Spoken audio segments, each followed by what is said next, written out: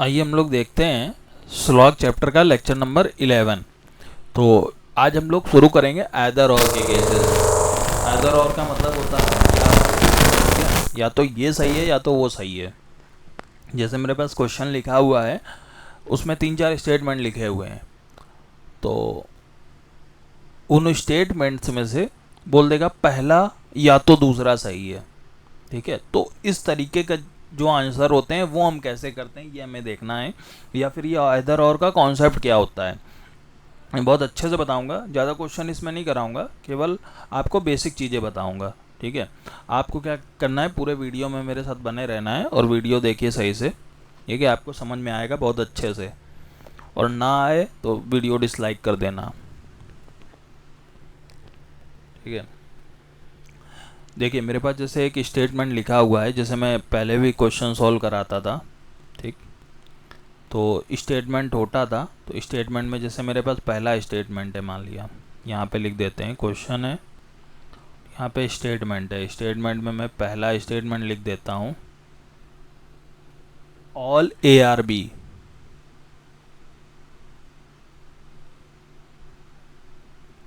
हिंदी में बोले दे रहा हूँ, सभी ए बी हैं। ठीक है, दूसरा स्टेटमेंट है मेरा सम बी आर सी।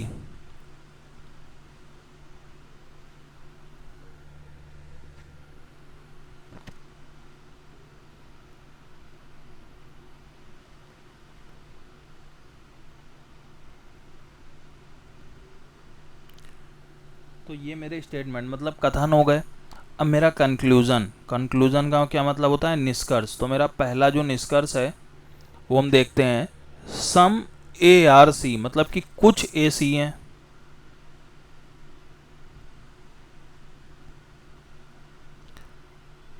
दूसरा है मेरा नन ए आर सी।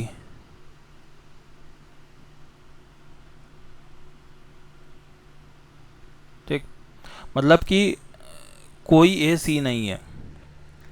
अब देखो इस टाइप का क्वेश्चन जब कभी भी आएगा तो देखो, अब देखो ये तो वही नॉर्मल क्वेश्चन है ना। क्वेश्चन ये नहीं कि आइदर और का अलग से लिख के आए।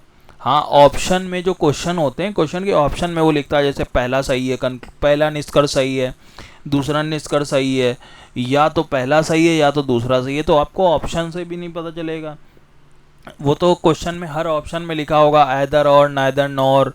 नाइदर नॉर का मतलब होता है ना तो ये सही है ना वो सही है। ठीक है, आइदर और का मतलब होता है या तो ये सही है या तो वो सही है। तो इस तरीके का हमको एग्जाम में जब क्वेश्चन आएगा तो वो क्वेश्चन में लिखा होगा। मैं जब पूरा पढ़ा लूँगा आपको क्वेश्चन भी सॉल्व करके दिखाऊंगा कि एग्जाम में कैसे क्वेश्चन लिखा हुआ आता है, क्योंकि क्वेश्चन को रीड करना सबसे ज़रूरी है। बहुत से बच्चों का क्या है, आपको कॉन्सेप्ट आता है लेकिन आप क्वेश्चन ही नहीं कर पाते हो एग्जाम में, और रीड करते हो तो एग्जाम में टाइम लगता है। ठीक है, तो वो अब देखो यहाँ पे जैसे मेरा स्टेटमेंट है, स्टेटमेंट का मतलब होता है कथन, हमको पता है।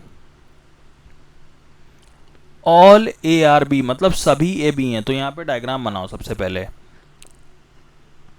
सभी ए हो गया, ये मेरा बी है, तो सभी ए बी हैं। ठीक, फिर क्या बोल रहा है, ऑल ए आर बी मतलब सभी ए बी हैं, यानी कि ए का पूरा सर्किल बी के अंदर है। ठीक, फिर क्या है, सम बी आर सी मतलब कि कुछ बी सी हैं। उसने क्या बोला, कुछ बी सी हैं, तो यहाँ पे बी से थोड़ा सा निकाल दो, कुछ बी सी हैं। अब देखो ये तो मेरा स्टेटमेंट मतलब कथन से हमने ये चित्र बनाया। अब हम कंक्लूजन, कंक्लूजन का क्या मतलब होता है, निष्कर्ष। अब हम क्या करते हैं, निष्कर्ष चेक करते हैं। ठीक है, जैसे लिखा हुआ है सम ए आर सी मतलब कि कुछ ए सी हैं। अब देखो ये ए है ये सी है, इन दोनों का कोई संबंध ही नहीं है दूर दूर तक। अगर ये सर्किल हल्का सा इसके अंदर टच हो रहा होता तो बात अलग थी। ठीक है, अब ये टच नहीं हो रहा है आपस में, यानी कि इन दोनों का कोई रिलेशन ही नहीं है। जब रिलेशन ही नहीं है तो कुछ ए सी कैसे हो सकते हैं, तो ये मेरा गलत हो गया। ठीक, अगला देखो, नन ए आर सी मतलब कि कोई भी ए सी नहीं है, ये ए है ये सी है। ठीक है, कोई ए सी नहीं है। अब देखो ये कैसे हम डिसाइड कर सकते हैं कोई ए सी है कि नहीं है। ठीक है, क्योंकि यहाँ पे क्या लिखा हुआ है, नन ए आर सी लिखा हुआ है, लेकिन हम ये नहीं बता सकते हैं कि कुछ ए सी हैं कि नहीं है, क्योंकि दोनों का रिलेशन ही नहीं है दूर दूर तक। तो ये भी मेरा गलत हो गया। अब देखो दोनों गलत हो गए पहली बात तो। अब देखो सबसे पहले मेरा आइदर और के लिए हमारे क्या शर्तें होती हैं, शर्तें यहाँ पे हम लिखते हैं, ठीक है, ये मेरी शर्तें हो गई।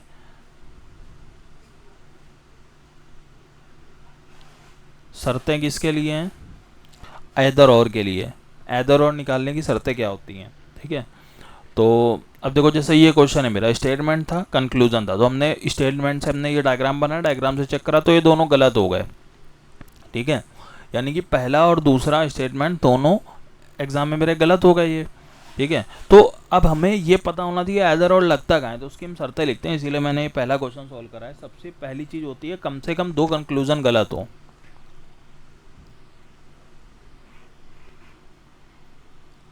कम से कम 2 कंक्लूजन। कंक्लूजन का क्या मतलब होता है? निष्कर्ष।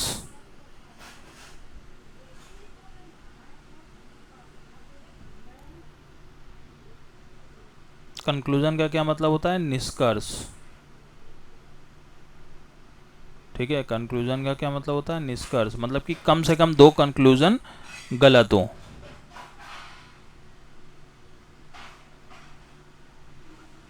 तो यहाँ पे देखो मेरे कंक्लूजन मतलब निष्कर्ष हैं, दोनों निष्कर्ष मेरे गलत है। उसने क्या बोला? कम से कम 2, मतलब कि 2 तो मिनिमम होने चाहिए गलत। तो पहली शर्त तो मेरी ये हो गई, मतलब पहली शर्त मेरी सेटिस्फाई कर रही है इस क्वेश्चन में। अब दूसरी देखो, दोनों में सब्जेक्ट प्रेडिकेट सेम हो या इंटरचेंज हो। तो पहले मैं लिख देता हूं, दोनों में सब्जेक्ट, सब्जेक्ट को हम बोलते हैं कर्ता,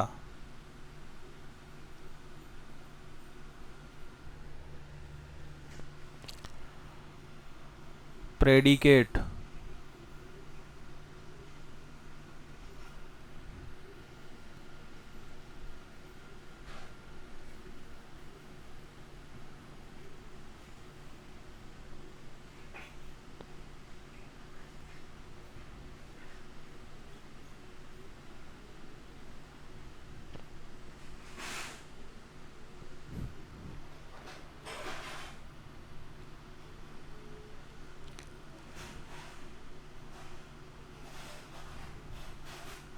प्रेडिकेट को हम हिंदी में लिखते हैं विधेय। क्या लिखते हैं? विधेय।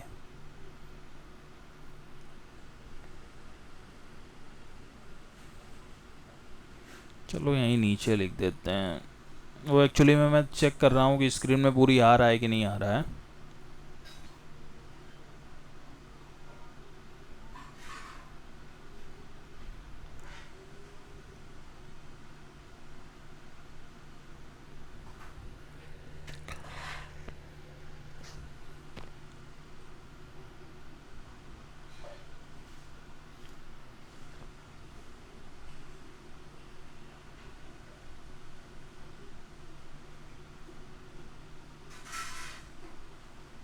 तो उसने क्या बोला? पहला है कम से कम 2 कंक्लूजन गलत हो, मतलब कि 2 निष्कर्ष गलत हो। यहाँ पे देखो दोनों निष्कर्ष गलत हैं। दूसरा क्या बोला है? दोनों में सब्जेक्ट, सब्जेक्ट का मतलब होता है कर्ता, और प्रेडिकेट, प्रेडिकेट का मतलब होता है विधेय, सेम हो या इंटरचेंज हो। सेम का मतलब क्या है? जैसे ये है ऑल ARB, तो ये मेरा सब्जेक्ट है, ये प्रेडिकेट है। जैसे हम लोगों ने उसमें पढ़ा था वर्ब और ये सब पढ़ते थे, तो सब्जेक्ट ऑब्जेक्ट सब्जेक्ट प्रेडिकेट इस हम पढ़ते थे ना, तो वैसे ही है इंग्लिश में। सब्जेक्ट प्रेडिकेट मतलब सभी ए भी हैं, तो ये सब्जेक्ट हो गया, ये आपका प्रेडिकेट हो गया। तो वो बोल रहा है दोनों में सब्जेक्ट और प्रेडिकेट, जो ये सब्जेक्ट है ये प्रेडिकेट है, या तो सेम हो। अब जैसे ये ए है, मतलब कि दोनों जो कंक्लूजन है और दोनों गलत हो, दोनों में ये चीज़ सेम हो, ठीक है। और अगर सेम ना हो तो इंटरचेंज हो। इंटरचेंज का मतलब होता है जैसे ये सब्जेक्ट है, तो सब्जेक्ट यहाँ पे लिखा है, इस वाले में ये यहाँ पे लिखा होगा, ठीक है। यहाँ पे बी लिखा है, तो यहाँ पे देखो ये इंटरचेंज है। मतलब कि जो मेरे कंक्लूजन दिए गए हैं उनमें ए और बी दोनों है, ठीक है दोनों, लेकिन दोनों अपनी अपनी पोजीशन में ही नहीं है। जैसे मेरा ए सी सी है, तो ये सेम हो गया, ठीक। अगर वो लिख देता ए सी सी है, तो ये इंटरचेंज होगा। इंटरचेंज का मतलब है इसको हमने इधर लिख दिया, इसको इधर लिख दिया, ठीक है, तो इसके कहने का मतलब यही है सेम हो या इंटरचेंज हो। ठीक है, तो मेरे दो चीज़ें तो ये हो गई। तीसरा मेरा क्या होता है, एक कंक्लूजन पॉजिटिव तो दूसरा निगेटिव हो। ठीक है, एक कंक्लूजन, कंक्लूजन का मतलब आपको पता है निष्कर्ष होता है।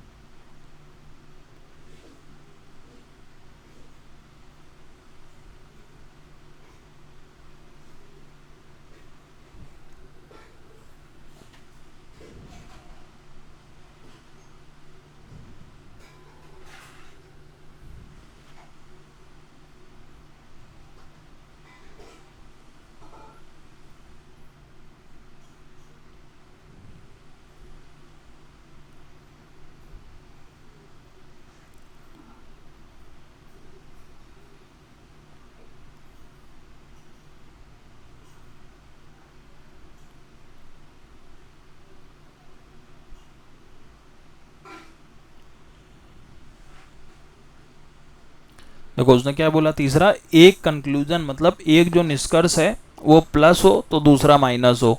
ठीक है, या फिर एक निष्कर्ष माइनस हो तो दूसरा प्लस हो, मतलब कि दोनों में से एक प्लस हो एक माइनस हो। यहाँ आप देखो सम ए आर सी ये कैसा होता है, पॉजिटिव होता है।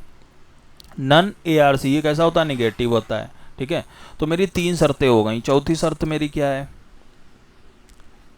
चौथी शर्त मेरी है किसी भी एक कंक्लूजन में सम होना चाहिए। ठीक है,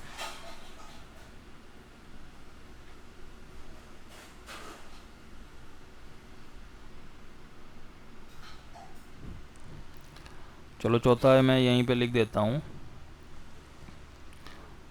चौथा मेरा है किसी भी एक कंक्लूजन में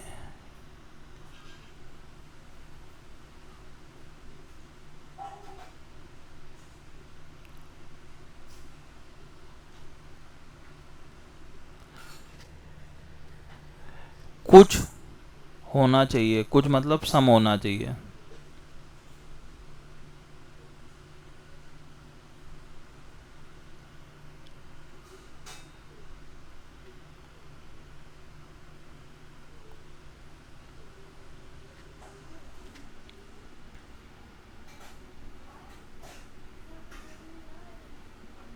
ठीक है, अब देखो जब भी मेरा इस टाइप कोई भी क्वेश्चन आए तो मुझे क्या करना है, सबसे पहले तो देखो ऐदर और जब भी बनेगा तो ऐदर और की केस क्या होते हैं, मैंने क्वेश्चन देखा स्टेटमेंट कंक्लूजन। ठीक है, तो मैंने स्टेटमेंट से चित्र बनाया, चित्र से मैंने सॉल्व करा, ये कंक्लूजन देखा।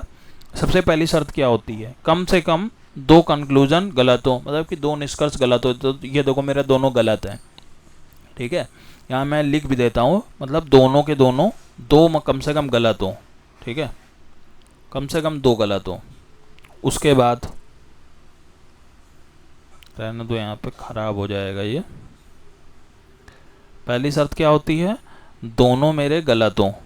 ठीक, उसके बाद दूसरा क्या होता है, दोनों में सब्जेक्ट और प्रेडिकेट सेम हो या इंटरचेंज हो, मतलब कि दोनों में देखो यहाँ पे ए लिखा, यहाँ ए लिखा, यहाँ सी लिखा, यहाँ सी लिखा, तो सेम होना चाहिए या फिर इंटरचेंज हो। ठीक, तीसरी शर्त क्या है मेरी, यानी कि इस वाले क्वेश्चन में मेरा ये भी सही है ये भी सही हो गया। तीसरा क्या है, एक कंक्लूजन पॉजिटिव तो दूसरा निगेटिव हो, या फिर एक निगेटिव हो तो दूसरा पॉजिटिव हो। यहाँ पे देखो ये प्लस का है ये माइनस का है, यानी कि एक प्लस हो एक माइनस हो, या फिर एक निगेटिव एक पॉजिटिव होना चाहिए। ठीक है, तो ये भी मेरा तीसरा भी सेटिस्फाई कर गया। चौथा क्या बोल रहा है, किसी भी एक कंक्लूजन में सम होना चाहिए, यहाँ पे देखो सम है। ठीक है, तो सम होना चाहिए। तो मेरे अगर ये चारों सेटिस्फाई कर रहे हैं तो मेरा वो आइदर और बनेगा। यहाँ पे देखो ये चारों बन रहे हैं यहाँ पे। ठीक है, आइदर और के लिए पहली शर्त क्या है, कम से कम दो कंक्लूजन निष्कर्ष गलत हो, तो ये दोनों मेरे गलत हैं। दूसरा क्या है, दोनों में सब्जेक्ट और प्रेडिकेट सेम हो या इंटरचेंज हो। सेम का मतलब ये यहाँ पे ए है यहाँ पे ए, यहाँ सी है यहाँ ए सी है, तो ये भी सही है। तीसरा क्या है, एक कंक्लूजन प्लस तो दूसरा माइनस हो, या फिर एक माइनस हो दूसरा प्लस हो। अब यहाँ पे देखो ये प्लस का है ये माइनस का है, प्लस माइनस कैसे पता चला, यहाँ पे नॉट लगा हुआ है तो निगेटिव है, जहाँ पे नॉट नहीं लगा है वो प्लस का है, सिंपल। फिर क्या है, किसी भी एक कंक्लूजन में सम होना चाहिए, तो देखो यहाँ पे नन है और यहाँ पे सम है। ठीक है, तो अगर ये चारों चीज़ें हैं तो ये मेरा आइदर और बनेगा, तो यानी कि मेरा आंसर क्या हो गया, आइदर फर्स्ट और सेकंड। ठीक है, तो मेरा क्या हो गया आंसर, आइदर फर्स्ट और सेकंड। तो मैं आंसर ऐसे लिखता हूँ। अब यहाँ पे अगर 10 स्टेटमेंट लिखे होते और 7वां और 10वां मेरा मतलब गलत हो जाता और ये सब सेटिस्फाई करता, तो हम आंसर लिखते आइदर 7 और 10। ठीक है, यानी कि या तो पहला सही है या तो दूसरा सही है।